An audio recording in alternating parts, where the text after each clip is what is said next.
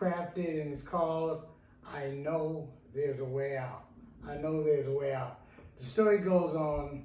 It tells a story that many of us can relate to, a story that many of us and some of us that haven't been through it yet will eventually go through it also, right? There was this particular family, right, and a particular guy who had this substance problem, or it can be a particular partner, it can be a particular woman, but it's this person that has this drug problem, and they are struggling day to day. They have wrecked their family, and the family has just gotten really, really tired of them, and tired of what's been going on with this drug addiction and this substance addiction, and just keep going and spending all the money in the house. But in this story, they were on this particular day on a particular block, one we call 81st, right? On 81st in East Oakland, it was this guy. He was on his way to the dope spot. He had $10, right? His last $10, but he heard that on this particular day, if you get there soon enough, you can get 2-for-1s. That means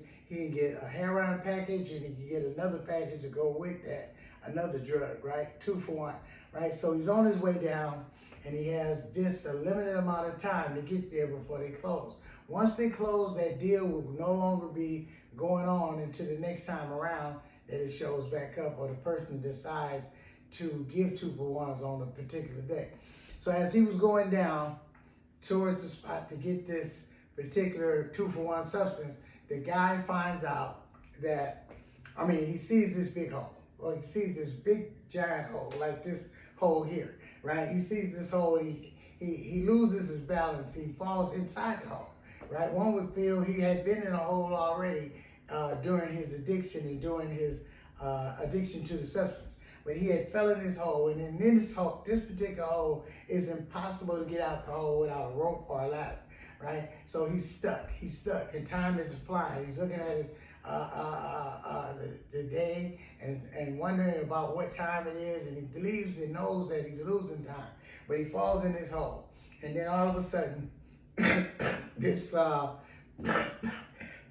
his particular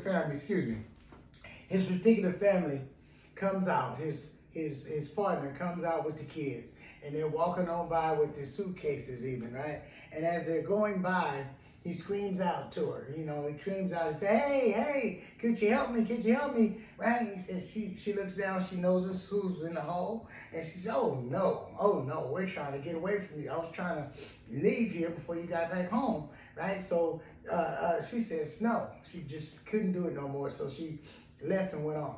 The next person who came by the hole was actually a pastor, a preacher, right? Someone deeply into the church, someone real spiritual, prays real hard, right? And he said, hey, preacher man. He said, yeah. How can I help you, sir? So the preacher looks down, as you see, right? The preacher looks down, and he said, I need some help to get out the hole. He said, can you help me? And the preacher said, yeah, I can help you. He said, how you gonna do that? He said, I'm gonna pray for you. He said, oh man, heck no. All those words that people use sometimes when they get angry. He said, I don't need your help. I don't need you praying for me. He said, they're going to close in a minute down the street. They got the product, but they only stay open so long. He said, hey, man, I don't want your prayers, man. So the preacher prayed anyway, right? He prayed like most pastors will pray. He prayed anyway, and the man is still in the hole, right? The man is still in the hole, and the third person came up, right? Oh man, the third person came up. And when the third person, hey man, my girl just went by, a preacher went by, and man, I'm stuck in a hole, and they're gonna run out of drugs in a minute. They're gonna shut the project down the street. The machine, they're gonna cut it off, man, and I'm not gonna be able to get well. Can you help me? And the guy said, hey man, yeah, I'll help you. He said, how you gonna do that? And the third person said, move back in the hole a little bit, right? So the guy moved back in the hole, guys. And when he moved back in the hole, the third person took a leap, as you see here, right? He took a leap and jumped into the hole with the guy. And the guy is so upset. Look at him. He's like, man, how could you? Why would you jump down here? What's wrong with you, man? Don't you know they're going to close in a minute? Don't you know, man, I'm going to stay sick? Don't you know I'm trapped in this hole and I can't get out? He said, yeah, I know. He said, well, why did you jump down here with me? He said, hey, man, do you really want to know? He said, yeah, I want to know. He said, well, why, man? Come on, with it, hurry up and tell me, man.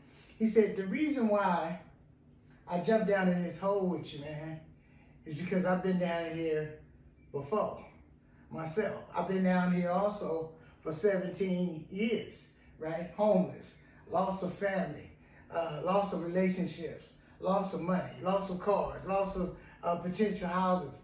I've been down here before, man. He said, well, he said, okay, man, we can get on with it. He said, the reason why I jumped down here, brother, is because like I said, I've been down here before and I know there's a way out, right? And that's why I jumped down here, because I'm also willing to take the burden of the tribe without ever taking a bribe. That's willing to take the burden of the tribe without ever taking the bribe. Yeah, my birthday is coming up, y'all. And as you see here, man, there is a way out.